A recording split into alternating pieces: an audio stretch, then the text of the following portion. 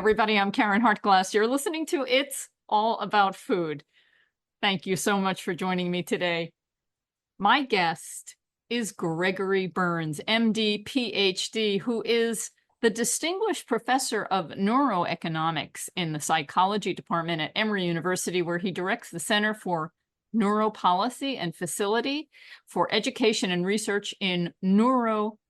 He pioneered the use of brain imaging technologies to understand human motivation and decision-making. Now, he uses MRI techniques to study the brains and minds of both humans and a wide range of other animals. Dr. Berns is the author of What It's Like to Be a Dog, the New York Times and Wall Street Journal bestseller, How Dogs Love Us, Iconoclast, Satisfaction, and the Self Delusion. Dr. Berns and his wife live on a farm outside of Atlanta with several dogs, chickens, and some very special cows. And we'll be talking about those cows because Dr. Berns has a new book out called Cowpuppy. Welcome to It's All About Food. Hey, it's great to be here. Okay, so first, this podcast, like I said, is called It's All About Food. Your book is not necessarily about food, but it is about cows that many consider food. So it's definitely appropriate on this program, and we love talking about animals. Yeah, that's right. My cows, we'll get into it, I guess, are not food products on our farm, nor do they produce dairy. They're actually miniature cows. So usually the question I get when people visit the farm is, what are they for? Yes. And I think we'll find that out over the course of this conversation. That's right. I hope so. But first, I want to know, why did you become a neuroscientist? Ooh, well, I guess that goes way back. I've been an academic my whole career, so probably almost 30, 40 years. I guess the best way to explain what kind of scientist I am is I've always been fascinated with how the body works, whether it's just the physical part of how our bodies work as machines, or how our brains work and how that gives rise to all the mental functions and emotions that we experience. And then over the years, that kind of migrated from humans, because most of my career was studying the human brain and how the human brain makes decisions. And then that started moving into how other animals' brains work and how they think, what they feel, and can we use modern technologies to essentially decode what it's like to be another animal. And is that to understand, like you said, what it's like to be another animal, or does it help us understand us in some ways, or a little both? I think it's probably a bit of both. But from my perspective, I'm less concerned with the applications to humans and more really just fundamentally understanding how other animals think, because of course they can't speak to us in language like we use. I mean, obviously they communicate with us, but it's very challenging to decode that, with deep understanding. And that's kind of where my focus has been really for the last 15 years. It's a great field. I like to say, I don't know how other humans think. I only know how I think. And so it's a whole nother level when you're talking about another species. That's absolutely correct. And I sometimes use that example too. It's a little easier with humans because we assume that, how whatever our internal experience is similar to other people. And basically that's how we function as human beings, is, we use our internal monitor of what we're thinking and use that to kind of model and project it onto other people. Most of the time it works, but obviously it's not 100% correct because we make mistakes all the time. But that's what language is for. And we have the ability to share those thoughts and correct them. We don't have that possibility with other animals, though. Have you tested yourself with these MRI techniques? Because you'll know what you're thinking when you see the reaction. Just curious. Yeah, I've probably been in the scanner probably about 50 or 100 times. Okay. But have you, I'm just wondering, did that help you connect any dots since you knew what you were thinking when you were being scanned? Not really. Yeah, okay. Not really. And it's funny because I teach a class every year where I introduce undergraduates to using MRI to essentially do functional MRI so that they can understand how the technique works to study brain function. And as part of that class, they essentially scan each other, so they become participants in their own experiments. Mm. And initially, they get very excited about going in the scanner and seeing what their brain looks like, and that's usually followed when they get out and look at it, and it's like, oh, uh and it's because the brain doesn't have any sensation of its own. um you if you open up a skull and you poke it, you won't feel anything. That's what neurosurgeons do. Mm. And so when you see it, because it has no sensation and it's essentially hidden to us, it looks like a foreign object, and you have no relationship to your brain, which is very strange. And when students, that kind of dawns on them, it's a bit of a letdown. Kind of, you can't cuddle up to your mind. Well, I mean, the mind is a construction made by the brain, but the machine itself is kind of opaque to us. Hmm. It's very strange. Well, life can be considered strange as we try and figure it out. Okay. I just want to talk a minute about scientists in general and history and our relationship with animals. I think it was Descartes who had said that animals didn't have souls. And I'm wondering if you think that led us down a certain path. Science is supposed to be objective, but clearly we put our own beliefs and culture into the work that we do and our interpretations and perceptions. And so when we went down this path of thinking that maybe animals didn't feel pain or animals didn't have souls, how did that affect our work in science? Yeah, you're right. It did begin with Descartes.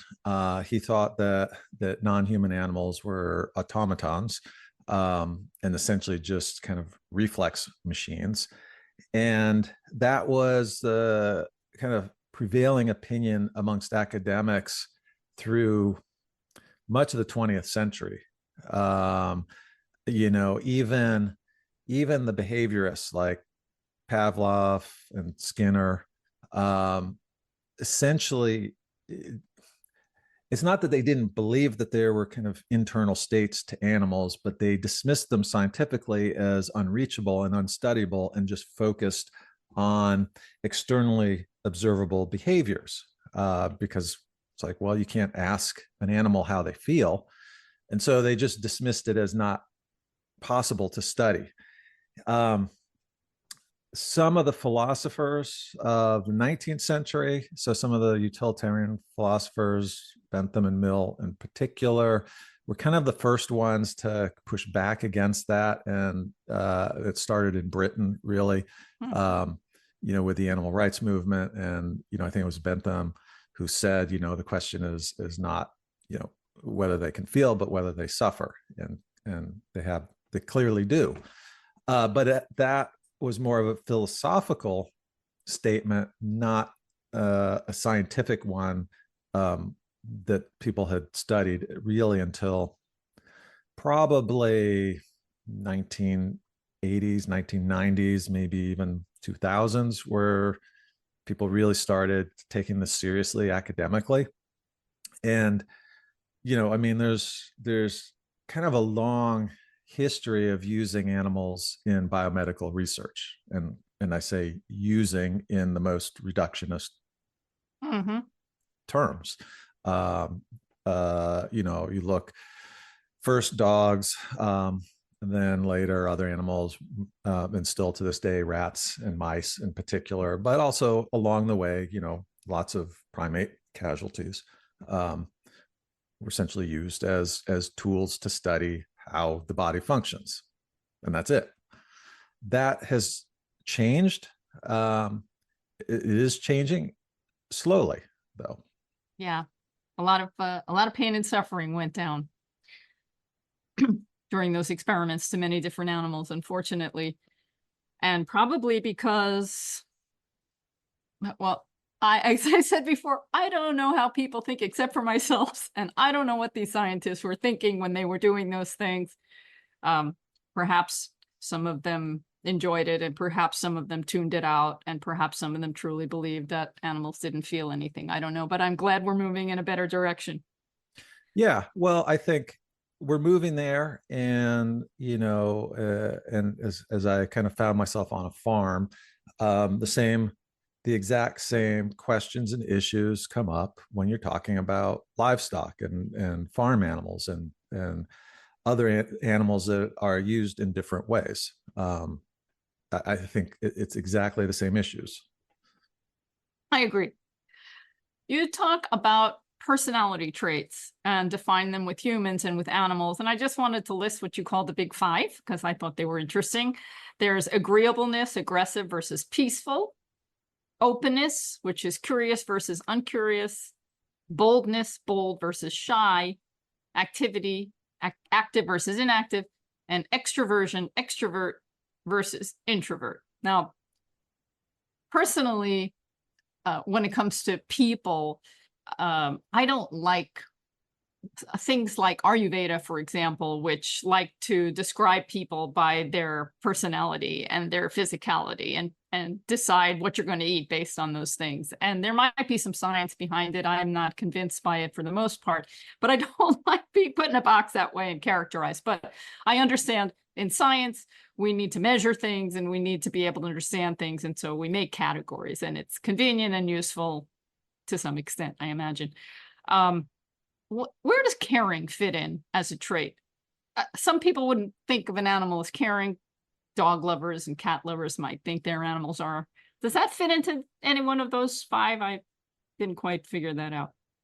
Yeah, that's a good question. And I guess it kind of, the difficulty with these terms is that they are words that have different meanings in different contexts and to different people, right?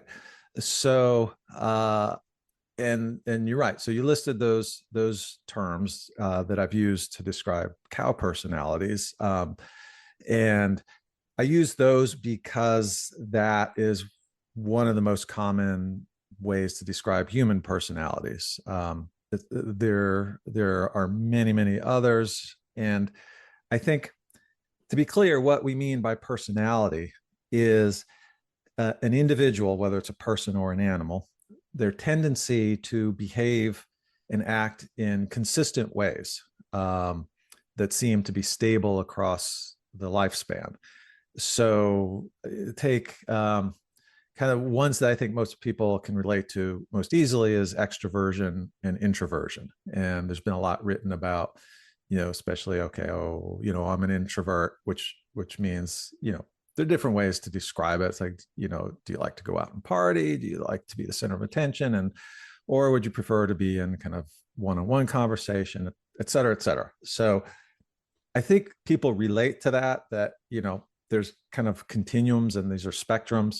But by and large, I would call myself an introvert. I do not like to socialize in groups. And so fine, I accept that. Caring, I guess it depends on what you mean. Does that, there are different ways that psychologists kind of incorporate that. One common one would be like a measure of what we would call sociopathy, sociopathy, kind of the opposite of caring would be a sociopath who doesn't care about anybody else. And so I think we all kind of recognize that these words describe attributes of people that do tend to be stable over time. And really the issue is, okay, well, what's the best way to describe that? How do you measure it? Is it based on questionnaires? Is it based on behavior? That doesn't particularly concern me. I'm more interested in, it's like, okay, well, what about animals? So a lot of psychologists would say, well, how do you how can you measure personality in an animal? You can't give them a questionnaire. Um, but anyone who's had a pet, especially if you've had multiple pets, multiple dogs, multiple cats, easily recognizes that they are different. They behave differently and they do it in consistent ways, right? So, some will approach strangers and just kind of love everyone, and others will hold back. I mean, those are personality traits. So it's just a matter of how we want to describe it and how you want to define it. And paying attention. Paying attention to what other people say. No, well, you said those people that are around animals, when you have a dog, when you have a cat, and even if you spend time with a cow and you spend time like you have with your wonderful stories in this book, you see they are all individual. You see they have unique personalities. You see that they can find joy and they can be distressed. They can be agitated. They can be happy. They can be playful. They can be so many different things like us, which is something we've pushed back on for a long time. And it makes sense to me that life is like life on this planet. It's more likely that we're like other species than not like other species. At least that's the way my mind thinks. Yeah. And I kind of encountered this. So when for the previous to cows, I spent most of my days studying how dog brains work.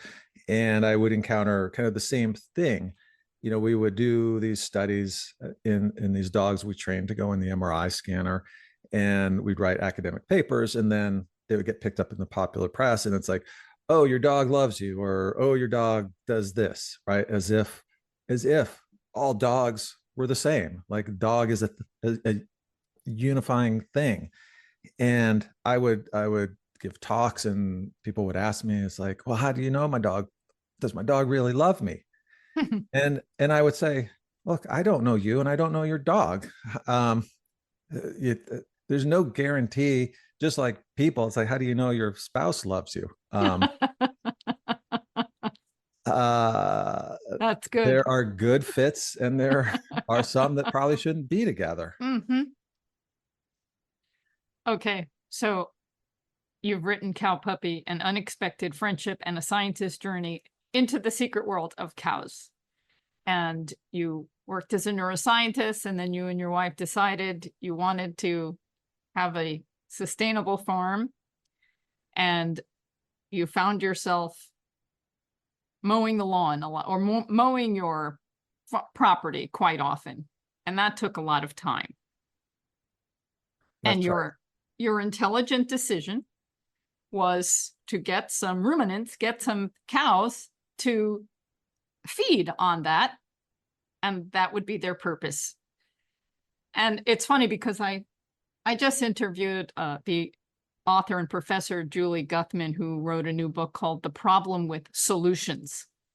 And she focused mostly on Silicon Valley's solutions to food insecurity, which, in her opinion, and I agree with her, are mostly a disaster. They're not solving the problem of distribution and the real problems of hunger. Okay. But what she discovered is that solutions beget problems. And it made me think of your situation. So you got a farm, you had a mow, and you got the cows to solve that problem. And then this whole book ensued. Yeah, I guess, I mean, this is probably a problem of hubris, right? That, we humans think that we understand nature and have a solution to the problems of our own making.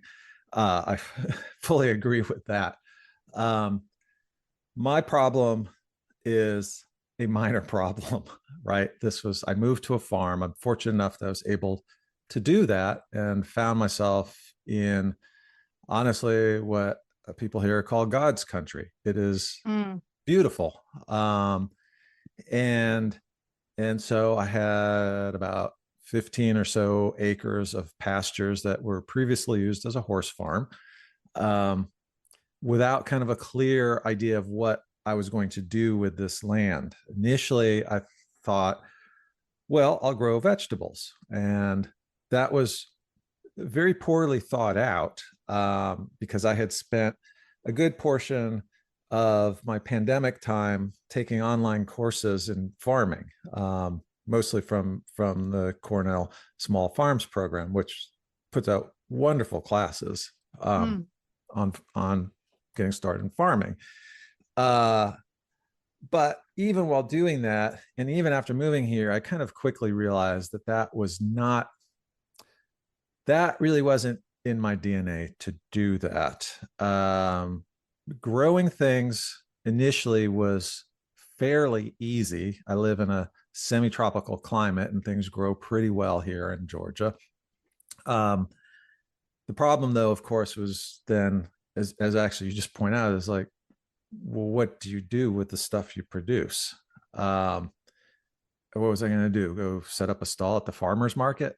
That didn't really appeal to me, especially the introvert in me. Didn't want to do that. Look, I was an animal guy. I've always loved animals. And so it's like, okay, well, this property really demands some kind of animal that can live on it in a natural way. And so that leads you to ruminants.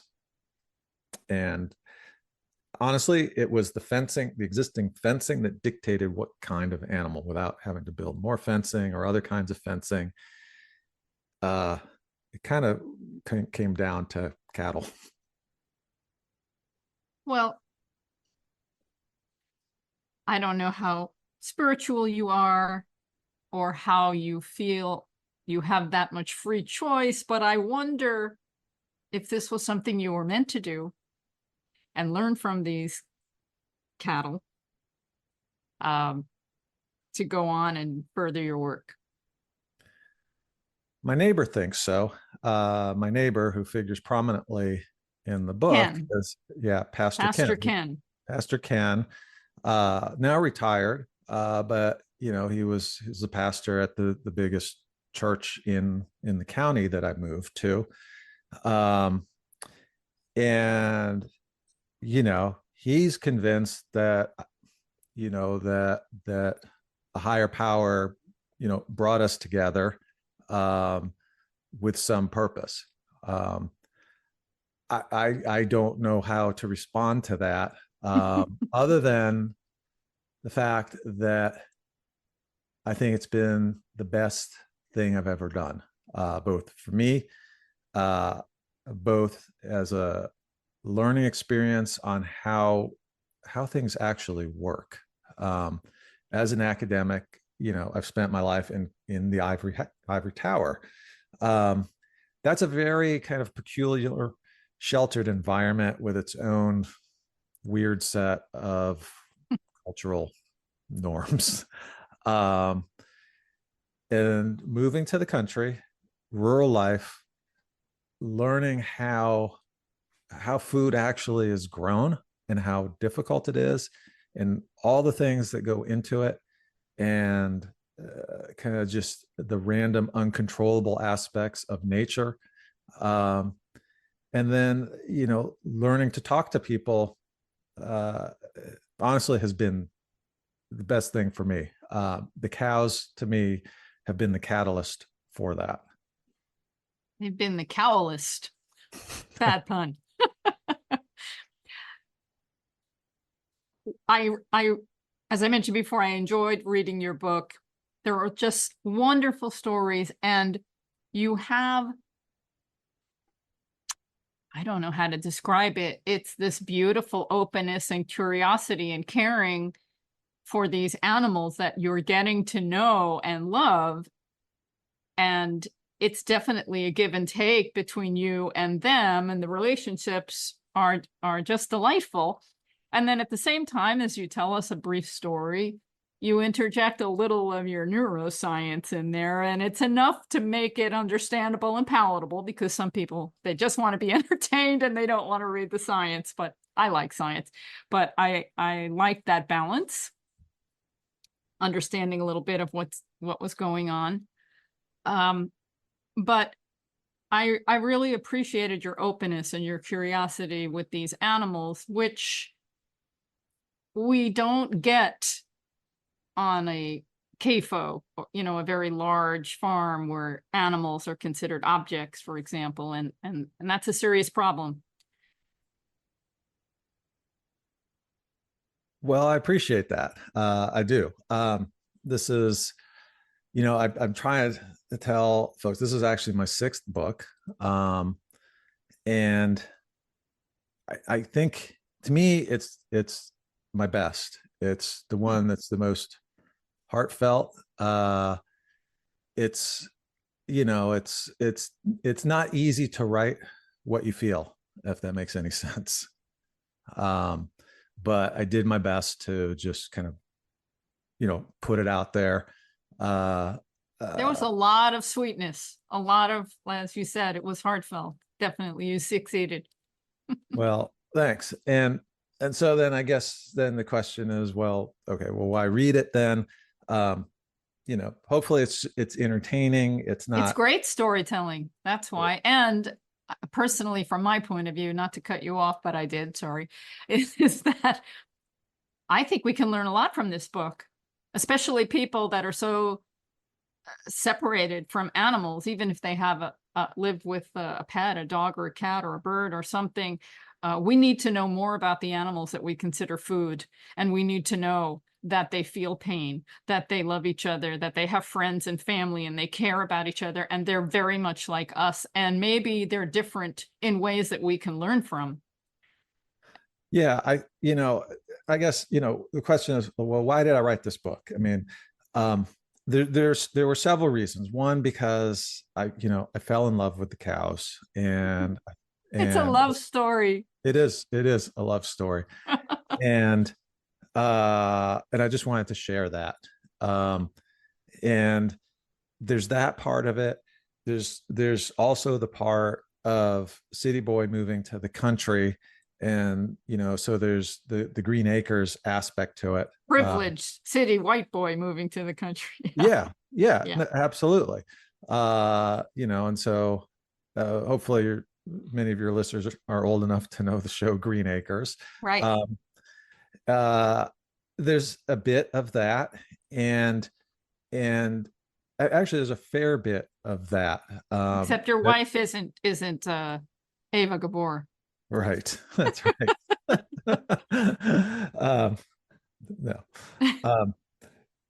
No. But there's this, we currently in this country have this huge disconnect between urban areas and rural areas. And I have a much better appreciation for why that is the way it is. And so things that I have learned living in the country, I have found many things here that I didn't have living in the city. Having neighbors actually that I know and talk to at length, and finding that I have more friends here than I ever did living in urban areas. I mean, And they don't live as close to you as they did in the urban environment, right? No, but I know them better. Right. Interesting. Yeah.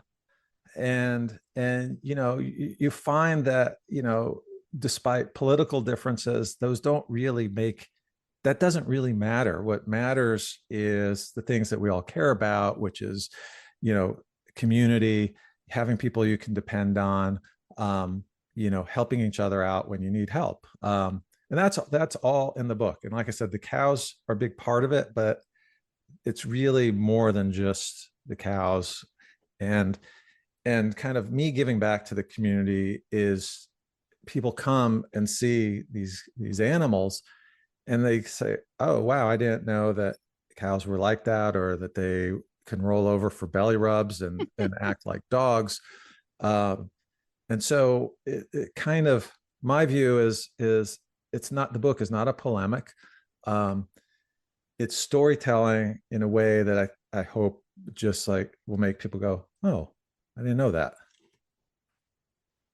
Okay, so speaking of things I didn't know, and the book is filled with lots of little things that are interesting that most people don't know.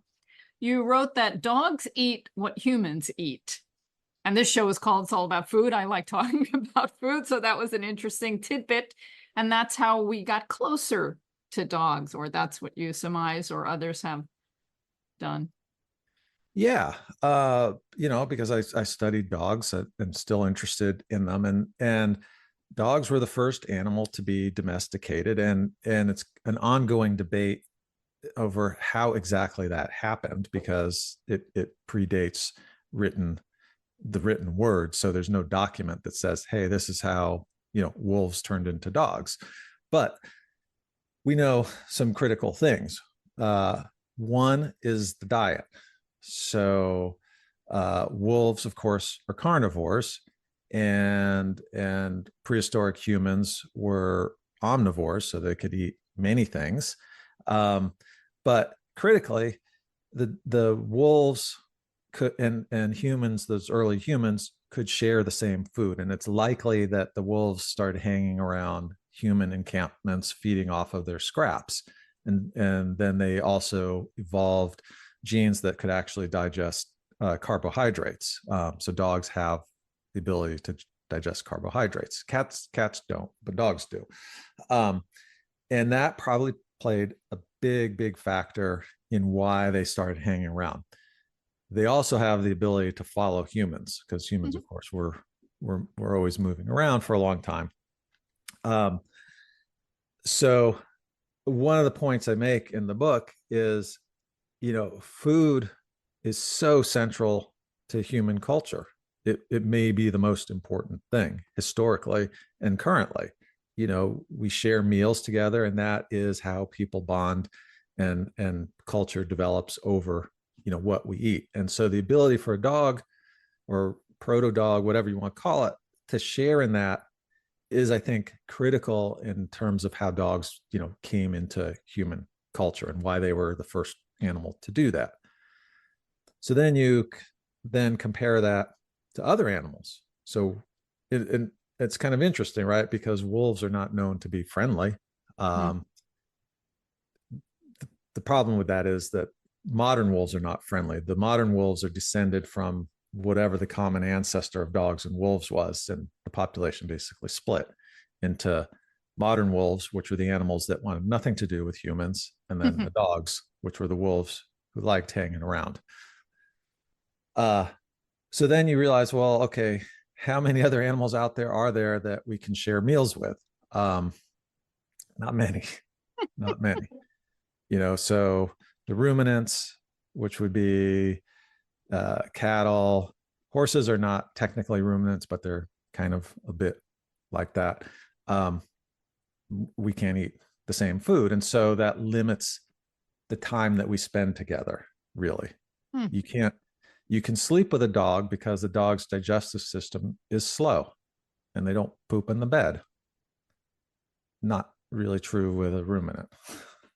Speaking of sleep, you have a whole discussion about cows and sleep and how they don't sleep very much. How Yeah, is that possible? beats me. I mean, there are mysteries in the animal world that we don't understand. I mean, you look at marine mammals like dolphins and whales. The way they sleep is still not totally clear, right? Because they're underwater, and so they have to kind of surface periodically.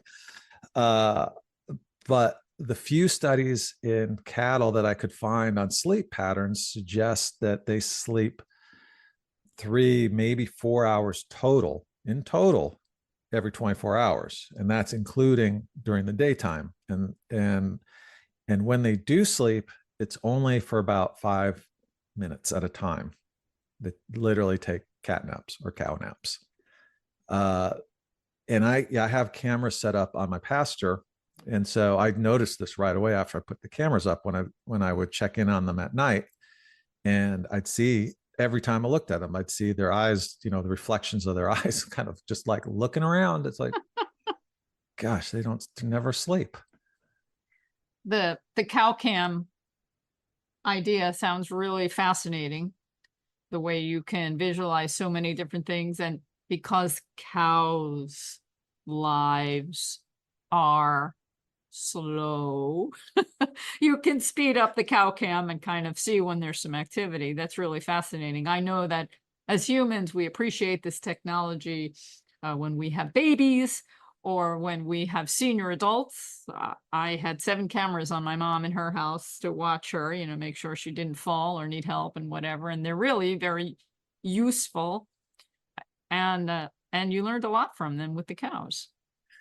Yeah, I think if most people, if they've had any encounters with cows, have probably just been driving by them on a rural road, and they just kind of dot the landscape like they're just objects out there. And I think that's part of what's kind of the misperception about cows comes from, is that they don't seem particularly active, and therefore, we humans equate that as being dumb. That in fact they're very active. Their pace to life, though, is slower. They don't generally need to move very fast unless they're being chased and they feel like they're in danger. And then you can be sure they can move, for sure. But most of the time, they're not. And so putting the cameras up let me see patterns that I couldn't see before. You speed up the recordings, and it's like, oh, they're doing things. They coordinate their activities. They decide where to graze, and they do it in a very coordinated fashion. Then they lie down and rest and digest their food, and then they get up and do it. And then you can also see kind of the relationships that emerge in the herd, who's closer to each other, and kind of who's actually the boss. It's not the bull, and those sorts of things. You wrote somewhere in the middle of the book, I think, that cows aren't particularly intelligent or trainable, and you talked about trying to train them. Do you really think that? I wouldn't say that I said they were not intelligent. There are challenges in training them in ways that we train dogs. So some of them I have 10 now. I started with 3. There's a couple of challenges to training them. One is the fact that they're herd animals, and so they don't like to be separated from each other at all. That probably causes more distress than anything. So when I try to train them, I can't kind of take one individual. I can't take, say, BB. BB's my number 1 cow puppy. It's hard for me to take him aside and just work with him individually like you might do with a dog. So there's that challenge. There's kind of the question of, are they actually responding to verbal commands? I've seen enough videos on the internet of they do, some do, and historically, when cattle or oxen are used to pull carriages or plows, I mean, those are trained. They understand left and right. So it is possible to train them. Part of the other difficulty is that you have to do it individually, and then how do you reward them? Usually in animal training, we focus on positive reinforcement these days, which usually means, a food treat. One of the challenges with ruminants is they're surrounded by food. There's grass all the time. So they are not starving. And so, I have to find something that they really like, that Candy. they don't have already. They like candy. They do reportedly have a sweet tooth. I've heard people say they like cupcakes and things like that. I don't feed mine cupcakes. You give them cattle cubes that have Give them molasses cattle on cubes, them. which are pressed alfalfa pellets. Yeah, they seem to like that. A smart choice. You had a whole experiment with mirrors, which was delightful to read about. And at the same time, in another place, you talk about memory and how cows can discriminate pictures of herd mates.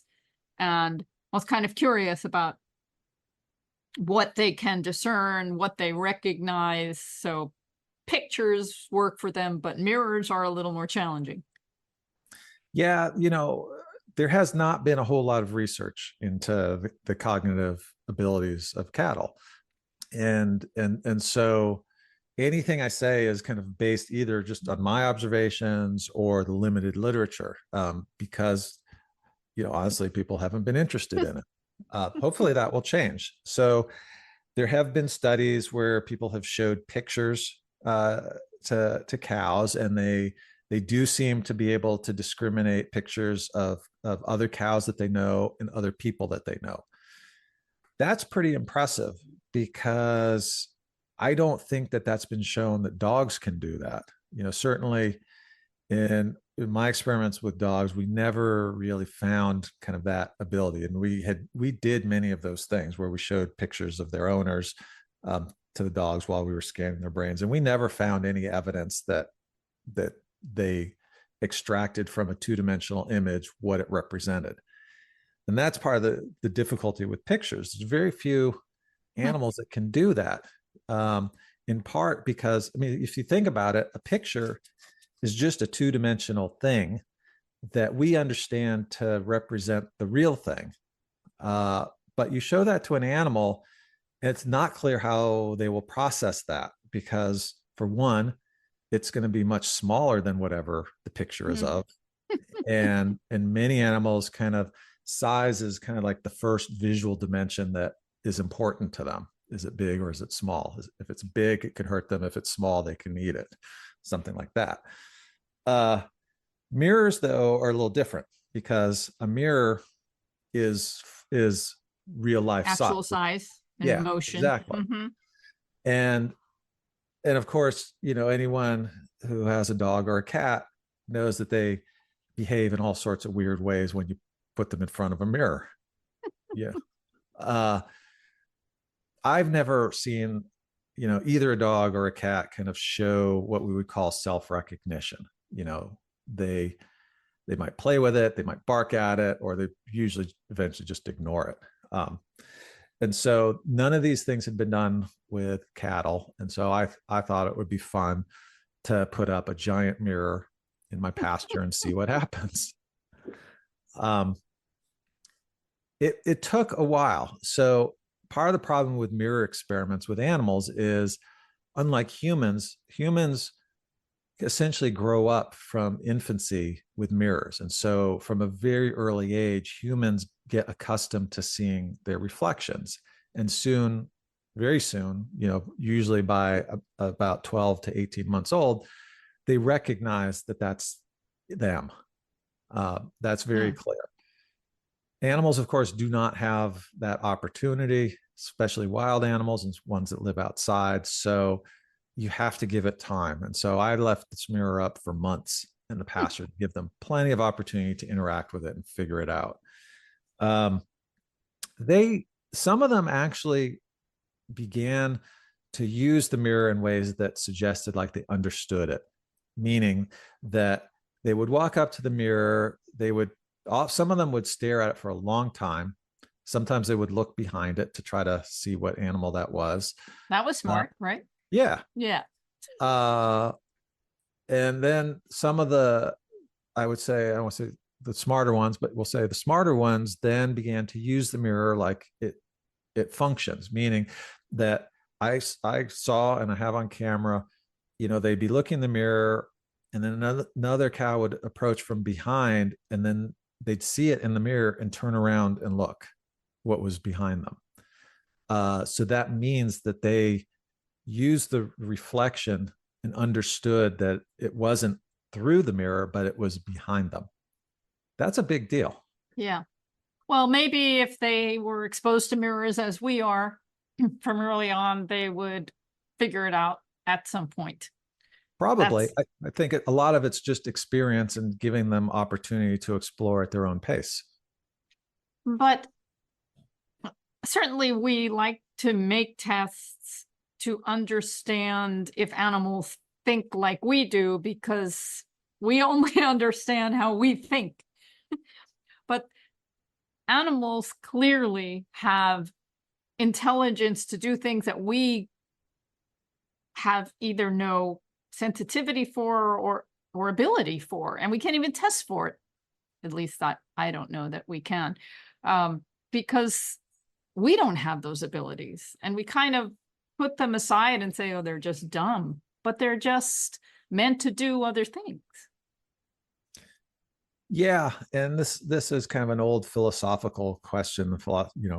Philosopher Thomas Nagel wrote an essay called "What It's Like to Be a Bat," which I actually vehemently disagree with his conclusion. Which his conclusion was, well, we'll never know what it's like to be a bat because you'd have to be a bat to know what it's like to be a bat. Uh, my argument against that is that we're, especially if we're just talking about mammals, and I think it's easier to restrict it to mammals. We're all mammals, which means that we all evolved from a common ancestor, and we have more similarities than differences. And you see this when you start looking at their brains. So I've looked at many different animals' brains.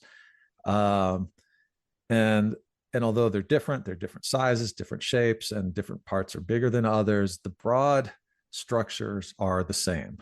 We all have two eyes, we have one nose, we have two ears, and so on. And so the sensory systems, kind of to a first approximation, are the same. The major difference is obviously in language.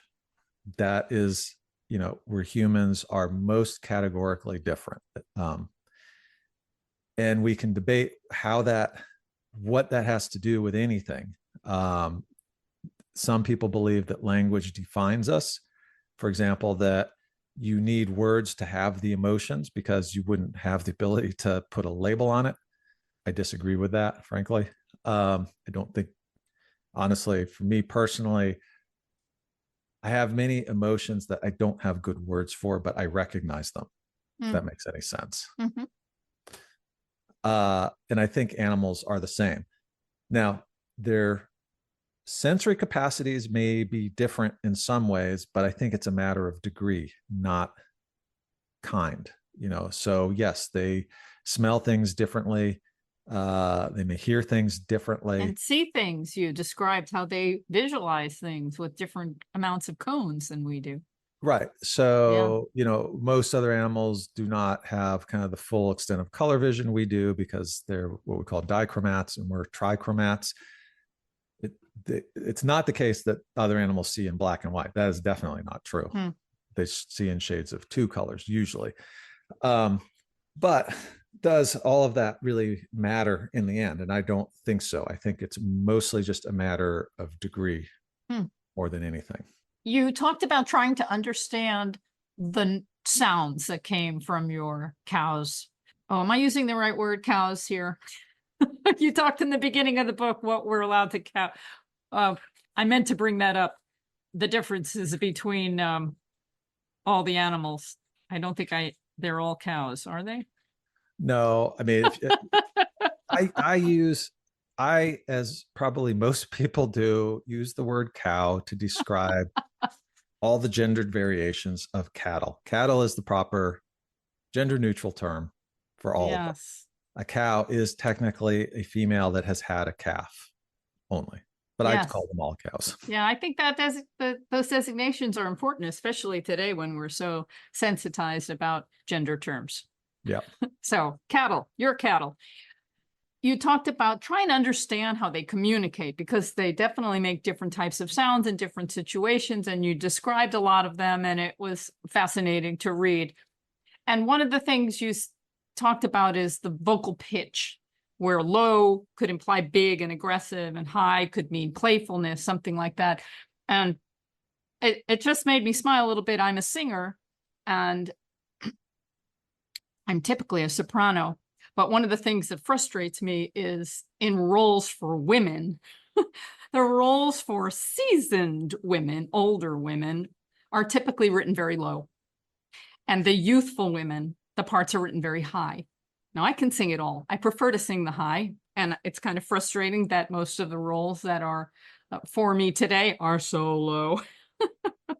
But it's an interesting thing how we apply traits to the sound of our voice, whether it's high or low. It is. Yeah. And it's not something that we typically consciously think about either. And I think I think those are to some extent hardwired for the reasons I said, which is, evolutionarily, large animals are going to have lower pitched vocalizations than small animals.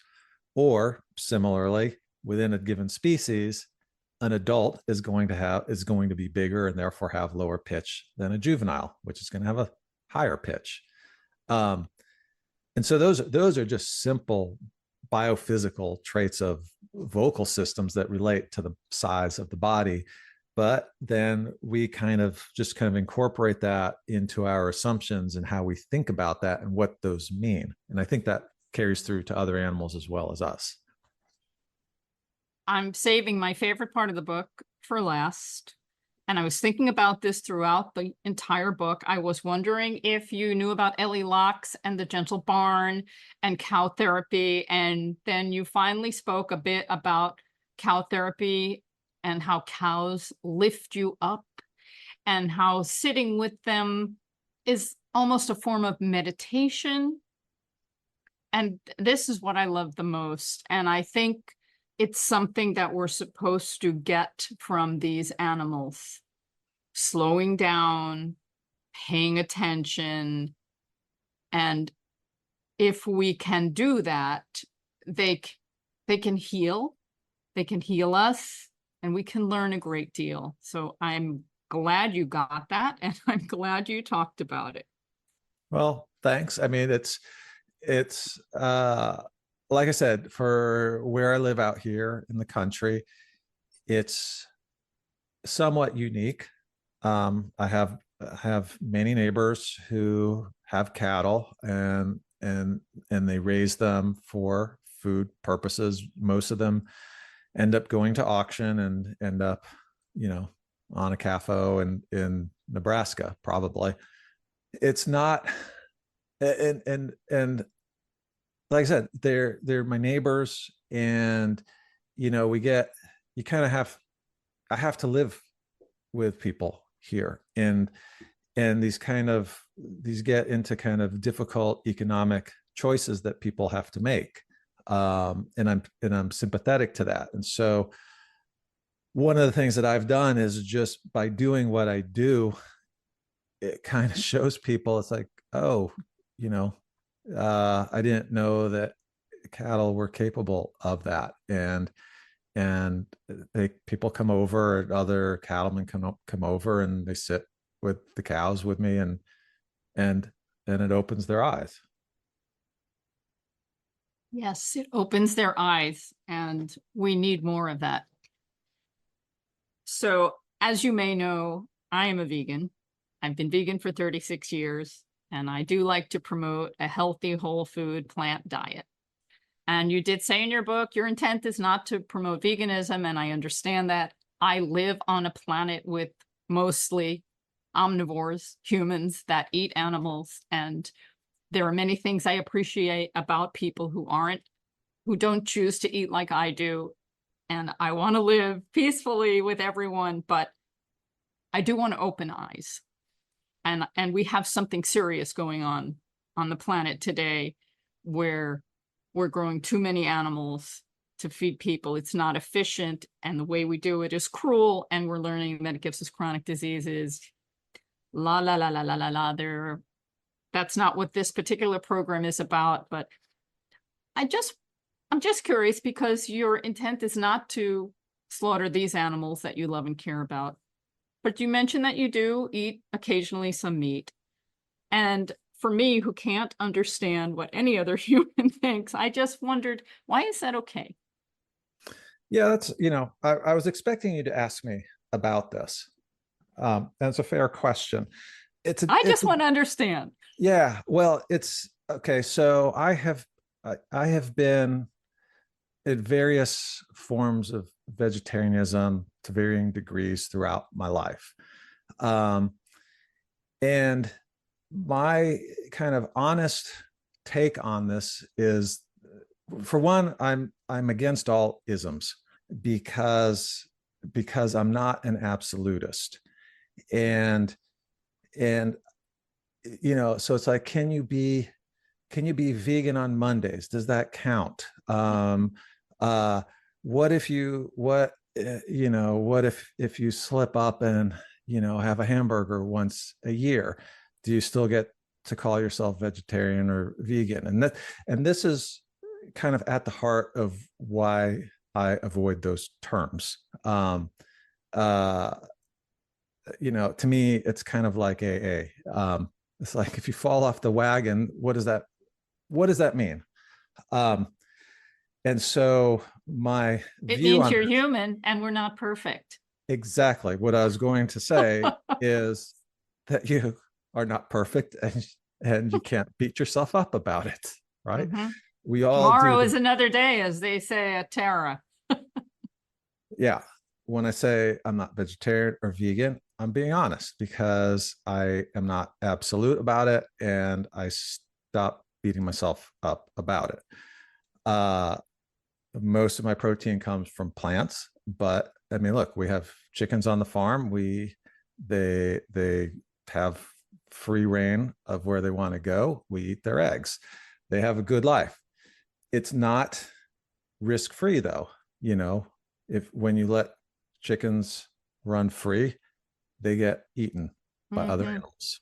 Hmm. Um, and this has been probably the most eye-opening aspect of living on a farm, and trying to raise your own food, whether it's vegetables, whether it's eggs, whatever it is. It's damn hard. You try to grow food, everything wants to eat it. Deer are incessant. They are relentless. They will eat everything you plant. uh, and it's a difficult problem. Most people around here hunt the deer, uh, and I've actually kind of had to do it myself because, frankly, they eat the stuff I plant for the cows, and it's like, well, what do you do? Um, Previous owner of the property hunted extensively, and I didn't. And then what happened was the deer population exploded, and again, this kind of comes back to where we started. It's like, you move someplace and you try to do something with the best intentions, and then there are the unforeseen consequences of tinkering with nature. um, there's no there's no free lunch. Even honestly, if you try to eat organic, um, I guarantee you're still consuming animal products. Most Mm, organic farmers I know are using bone meal sure. and blood meal, for We do nitrogen. the best we can. Right. And so it comes back to my point: is my goal is having educated choices in the things that we eat and knowing where your food comes from. I think industrialized ag is an easy target, because it commoditizes our food products into widgets, including the animals. Um, but that's easy. And that only has like a paragraph in the end of my book, because I feel it's easier to change people's minds about animals by storytelling, not by moralizing. And So that's where that's where we're I'll gonna end it, because we're yes. at the end of the hour. It's a perfect place. We can change people's minds by storytelling and also by putting delicious, healthy plant food in their mouths. But Gregory Berns, I really enjoyed meeting you, chatting with you, reading your book, and hearing about your love story with cows, Cowpuppy, and unexpected friendship, and a scientist's journey into the secret world of cows. I hope it is your next bestseller. Thank you. Thank you. I enjoyed it too. That's our show for today. Have a delicious week, everybody.